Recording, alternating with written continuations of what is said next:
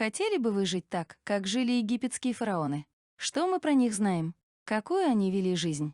Утопали в роскоши и наслаждались богатством. Семья египетского фараона, как правило, не имела свободного времени. Фараоны правили с 3150 по 30 год до нашей эры. Будучи верховными правителями, они проводили свои дни, занимаясь религиозной, экономической, культурной и политической жизнью страны. Но, как и любой человек, они не только пропадали на работе, но и занимались делами семейными. Жизнь королевской семьи была, безусловно, публичной. Но фараонам быть все равно неплохо, ведь им доставалось все самое лучшее, от одежды до хорошо приготовленного мяса. От рассвета до заката придворные всегда с тобой. На протяжении всего дня правители были постоянно окружены людьми. Их постоянный круг состоял из членов королевского двора, в который входили чиновники, члены семьи, аристократия, слуги и телохранители. Высоко ценились архитекторы и мастеровые. Хороший специалист мог занять должность при дворе и стать приближенным правителя. Слуги фараона купают и одевают. Поднявшись с утра с кровати, фараоны встречали слуг, которые готовили их к новому дню.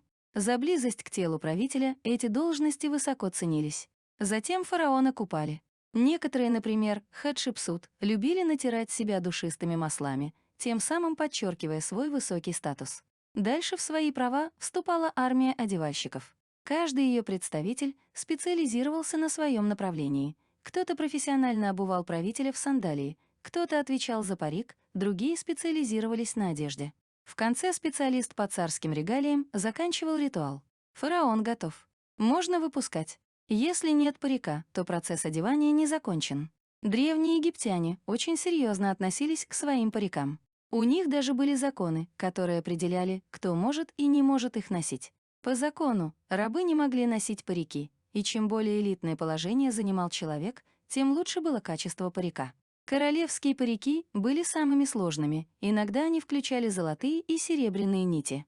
Парики были не только для королевских голов. Фараоны иногда носили поддельные бороды для особых случаев. Весь день распланирован, и нужно придерживаться строгого графика. У фараона было множество обязанностей.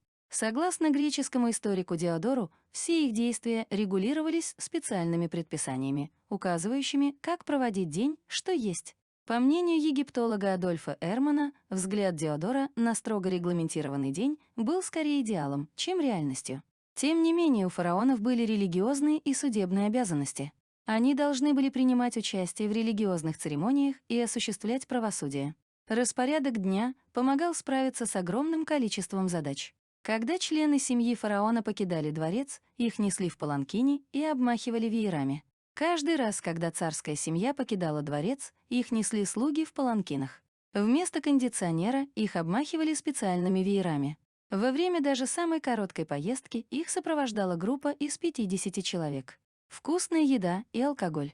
Египетские простолюдины в основном питались хлебом, пивом, овощами и рыбой, но царские особы предпочитали более изысканную диету. Обеды включали такие блюда, как жареный гусь, бык и свежие фрукты, финики и инжир.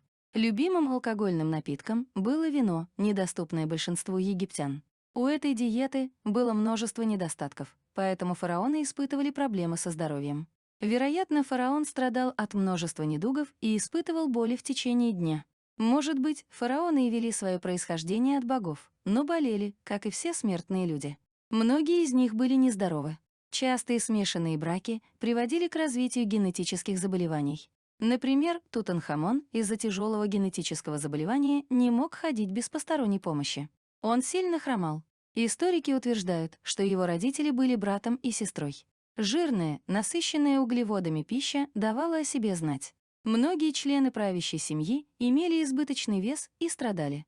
У Хатшепсут был сахарный диабет и ожирение. Древний Египет — одна из первых цивилизаций Земли. Пирамиды, золото и боги — этот древний мир существовал 3000 лет. Во главе древнего Египта был царь-бог, фараон, что жил в невообразимой роскоши и обладал абсолютной властью. Давайте проживем вместе с фараоном один обычный день. Подъем.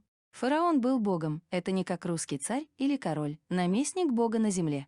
Фараон буквально был богом, сыном бога солнца Ра, а еще молодым богом Гором, а еще олицетворением бога Осириса. Поэтому, когда фараон Египта просыпался, вся страна понимала, жизнь продолжается, мы не умрем. Ибо если фараон не проснулся рано утром, это примерно как если бы утром за вашим окном не взошло солнце. Поэтому вставал правитель Египта в 7 утра. Особый парень Птахмес будил Бога без помощи рук. А именно, Птахмес вставал на колени возле кровати и начинал громко голосить молитву фараону, работая за будильник. Затем приходили бродобреи, омыватели и слуги. Фараона умывали, на голову одевали парик и накладную бороду. Без них он мог лишь спать в своей жизни. На голову синий шлем, 2 короны, севера и юга, на ножки набедренную гофрированную повязку, поверх тунику, скрывающую волосатую грудь. Фараон ходил босиком или в сандалях, а в конце наряжания на него надевали килограмм ожерелий и браслетов. В 8 часов ровно. По московскому времени фараон завтракал, читал срочные донесения и отчеты. Потом молился богам, прогуливался в саду с женой или с великим жрецом, слушая советы и наставления. Затем собирался с мыслями и шел в тронный зал работать. Прием посетителей. Рабочий день начинался с государственных дел. В окружении сотни песцов, советников и министров правитель Египта сидел на троне. Его обычный день был занят правосудием, налогообложением и распределением ресурсов, утверждением новых законов. В крайних случаях фараон судил людей лично или прощал преступников. Приговоры Бога считались окончательными. Закончив с делами, фараон обедал, а потом принимал послов народов и государств. В беседке на площади перед дворцом правитель Египта сидел на золотом троне, как огромная гора, а внизу копошились чиновники и росла куча подарков от послов, которые двигались к трону в порядке очереди, презентуя себя громкими криками и падая ниц. После дипломатического приема фараон шел на балкон дворца награждать героев. Счастливцы ждали властителя в шеренге, дворцовый страж называл имена поочередно, герои выходили к балкону. И, падая на колени, поднимали руки, но не смотрели вверх. А фараон кидал им золотые изделия, иногда по 5 ожерелий и кувшинов сразу, лично сообщая о повышении в должности. Подготовка к смерти. С раннего детства фараон начинал готовиться к смерти, ибо жизнь на земле — это лишь прелюдия к вечной райской жизни. Подготовка сводилась к строительству себе пирамиды или усыпальницы в долине царей. Они строились по 30-40 лет. Фараон утверждал место, спутников кого умертвят, макет гробницы, куда он ляжет, набор ценностей, что возьмет. Если гробницей в этот день заниматься не надо, фараон посещал или строил новые храмы в честь богов, молился с крестьянами, чтобы разлился Нил, короче, исполнял функции царя-бога. Развлечения. В свободное время фараон отдыхал и веселился. Часть фараонов, как Рамсес Великий, занималась спортом, гоняя на колесницах по пустыне. Другая охотилась на зверьё, как Тутанхамон. Третья любила многочисленных жен. У Рамзеса II было 5 жен и 164 ребенка. А фараона Хофу развлекали рассказами сыновья. Ну и, конечно, в любом случае выпивка, банкеты, танцы и настольные игры. Иногда война была главным развлечением, и правитель Древнего Египта лично вел бойцов в решительный бой на золотой колеснице. Отход ко сну.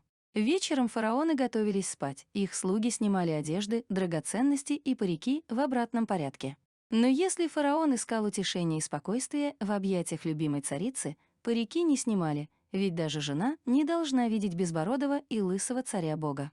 Туристам, посещающим Египет, очень интересна история фараонов. Факты об их мумифицировании и захоронении в пирамидах вместе со своими слугами и несметными богатствами кажутся современным людям просто невероятными. Древний Египет — одна из изумительнейших цивилизаций на Земле. Всесильной владыкой в Древнем Египте был фараон. Он играл особенную роль, был правителем и верховным жрецом. Жители Египта были уверены, что он является живым богом на земле и продолжает свою божественную жизнь после смерти. Египтяне считали, что фараон является главнейшей личностью в государстве. Без него жизнь у берегов Нила прекратилась бы. Как верили сами египтяне, первым фараоном был бог солнца. Именно он привел свой народ в долину Нила. Позже престол египетских царей занял сын 2 главных богов египтян, бог гор, поэтому каждый из фараонов считался потомком богов. Как жил фараон в Древнем Египте? Всем известно, что правители Египта хоронили в гробницах, но где жили фараоны в Древнем Египте, знает не каждый. На самом деле у каждого фараона был свой прекрасный дворец. Все дворцы были построены из кирпича сырца, Поэтому до настоящего времени от древних городов почти ничего не осталось, кроме черепков глиняной посуды и пыльных холмов. Однако на месте таких городов ученым все же удалось обнаружить полуразрушенные остатки домов, дворцов и городских стен. Известно, что египтянам очень нравились сады, поэтому на территориях древних городов их находилось большое количество. Города были разделены на части. В одних из них жили бедные горожане, а в других — знатные вельможи. Дворец фараона в Древнем Египте не занимал особенно большой площади. Как правило, это были сооружения квадратной формы со стороной не более 40 метров. Но следует отметить, что некоторые фараоны имели по несколько таких дворцов, каждый из которых отличался своей красотой и роскошью. Так, во дворце Эхнатона полы были украшены красочной мозаикой, а стены, колонны и потолки — росписью. Жилище его было уставлено богатой мебелью и наполнено роскошными украшениями. Стены, как правило, расписывались сценами из жизни царских семейств. Например, царь в окружении детей и царицы или царь в окружении очаровательных наложниц. Жилище фараона в Древнем Египте обязательно окружалось роскошными садами с аллеями и бассейнами. Все дворцовые территории скрывались за прочными заборами и укрепленными воротами. Для предотвращения смешения божественной крови с кровью простого человека у фараонов был обычай сначала жениться на своих сестрах, а после — на других женщинах. Право наследования престолом было только у детей, рожденных от брака фараона и его сестры. Поэтому семья фараона в Древнем Египте представляла собой царя с несколькими женами и множеством детей. При этом всеми привилегиями располагала царица, а право наследования престола передавалось старшему сыну.